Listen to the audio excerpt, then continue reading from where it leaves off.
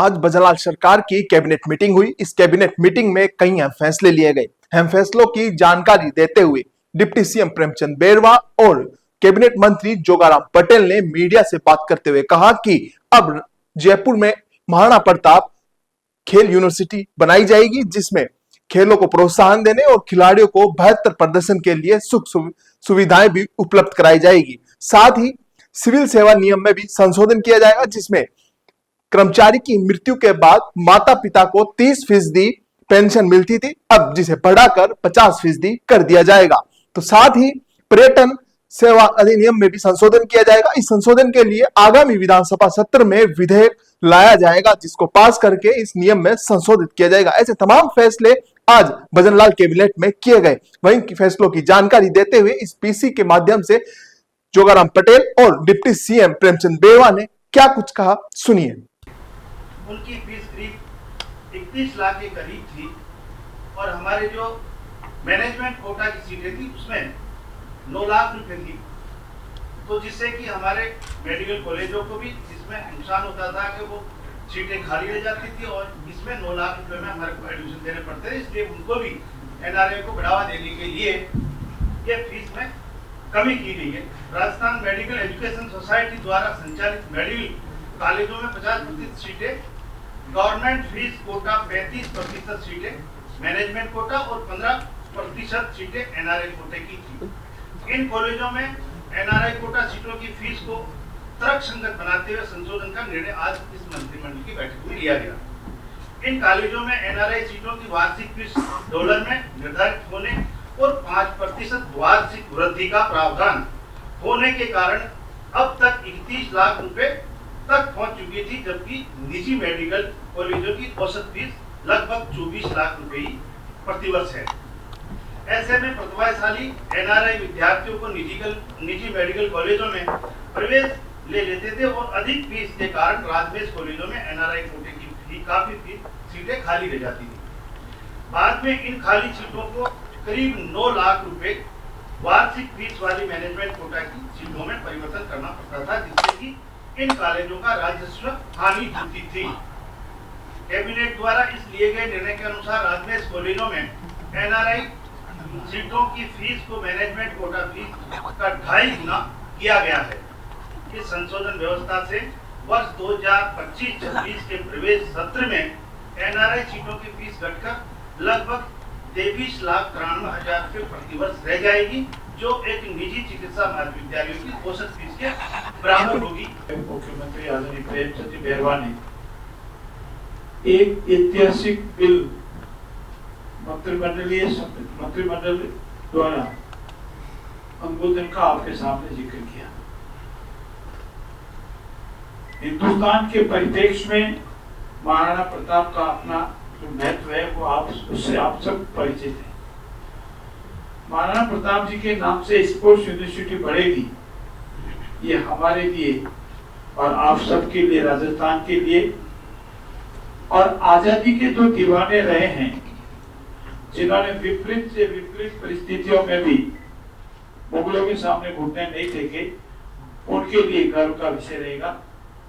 इसके लिए मैं हमारे वरिष्ठ अधिकारी का आभार व्यक्त करता हूँ कि आज उनके विभाग का एक बहुत ही महत्वपूर्ण बिल मंत्रिमंडल ने स्वीकृति दी है। आगामी विधानसभा में कानून बनेगा।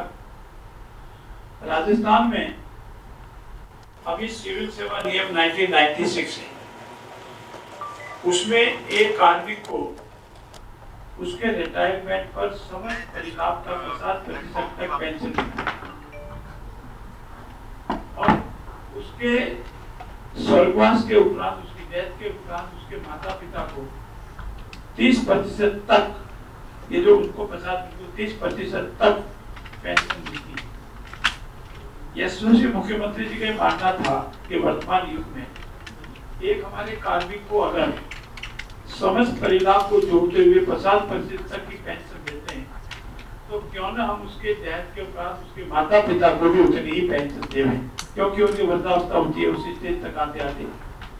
और आज मंत्रिमंडल की बैठक में माननीय मुख्यमंत्री जी के आह्वान पर मंत्रिमंडल ने तय किया है, तो जो नियम 62(4) था जिसके मार्फत 30% उसको विलोपित कर दिया है और नियम 62(3) की मार्फत अब किसी कार्मिक को जो पेंशन मिलने वाली समस्त परिलाभ को जोड़ते हुए उसके माता पिता को भी 50% तक पेंशन मिलेगी और ये ऐतिहासिक कदम राजस्थान के इतिहास में होगा। शायद आने राज्यों में भी कम राज्यों में ऐसा होगा, ताकि वो माता पिता वृद्धावस्था के दौरान उस राशि के अपना भरण पोषण, अपना जीवकोपार्जन आराम से कर सके। एक दूसरा नियम और था जिसमें विकलांग जो हमारे भाई बहन होते थे उनको पेंशन में अनेक तरह की कमियां थी और उसको भी आज ठीक किया गया है।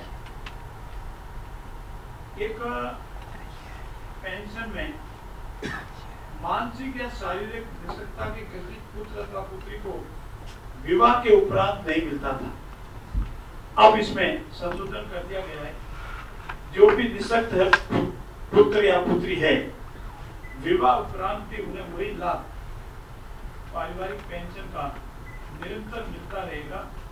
और इसमें एक सीमा जो 8,850 की थी उसको भी संशोधित कर दिया है और अभी सीमा अधिक हो जाएगी, 13,000 से अधिक सीमा 13,717 तक हो जाएगी।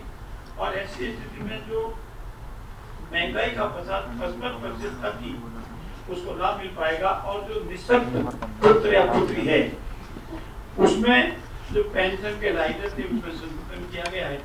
और ऐसी स्थिति में चाहे माता पिता को लाभ मिलने वाला जो वैसे मैंने पहले बताया, या एक कार्मिक के निःशक्त जो पुत्र या पुत्री है विवाह उपरांत भी उन्हें वो बेनिफिट मिलेगा। उस बेनिफिट का जो लाभ मैं आपके सामने बताया। तीसरा जो संशोधन किया है, हमारे पर्यटक दृष्टि से राजस्थान बहुत ही महत्वपूर्ण है और राजस्थान में पर्यटक को बढ़ावा देना हमारी इकोनॉमी को बढ़ावा देने के साथ होता है, क्योंकि राजस्थान में चाहे जैसलमेर का एरिया हो, शेखावटी का एरिया हो, जोधपुर उदयपुर का एरिया हो, चाहे हमारे घरेलू पर्यटक हो या विदेशी पर्यटक, अलग अलग क्षेत्रों में अनेक समय आते रहते हैं।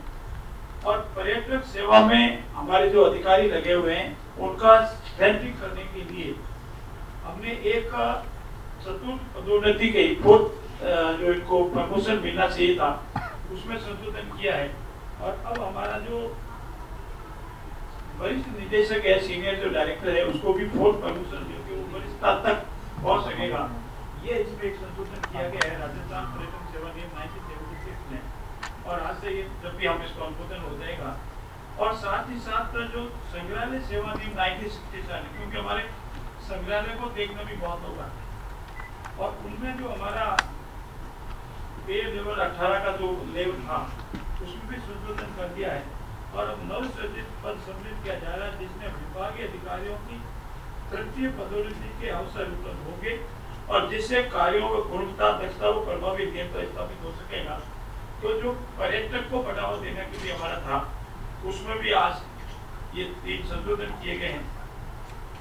और हमारा अक्षय ऊर्जा बढ़ाना हमारा सबसे बड़ा लक्ष्य है। राजस्थान को ऊर्जा में अब इस विषय को ज्यादा बढ़ाने की मेरे हिसाब से जरूरत नहीं रहती है। आप भी उसी विषय को उसी रूप में ले तो ठीक रहेगा। आप सबका आज बहुत बहुत धन्यवाद। राजस्थान के सारे वाहन लबालब भरे हैं और ये पहली बार है कि राजस्थान में दूसरी बार औसत से भी अधिक सरसों के लगभग करीब बरसात हुई है। और राजस्थान में अभी जो शिविर लग रहे हैं, प्रशासन जो हमारा है, चाहे ग्रामीण सेवा शिविर है चाहे शहरी सेवा शिविर है, इन शिविरों में बहुत अधिक संख्या में लाभार्थी आ रहे हैं, उपयोग कर रहे हैं। और मैं प्रत्यक्ष रूप कल मेरे विधानसभा क्षेत्र लूणी में एक तहसील है झवर, उसका ग्राम है बडला नगर, स्वयं काश्तकारों ने 25 से 30% गिरदावरी स्वयं ने कर दी है।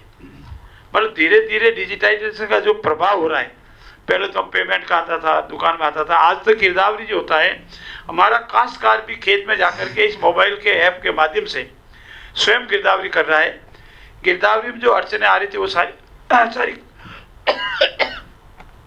समाप्त हो गई है और शिविरों में बहुत ज़्यादा लाभ पूरे प्रदेश को मिल रहा है। इसके लिए मैं यशस्वी प्रधानमंत्री जी का भी आभार व्यक्त करता हूँ।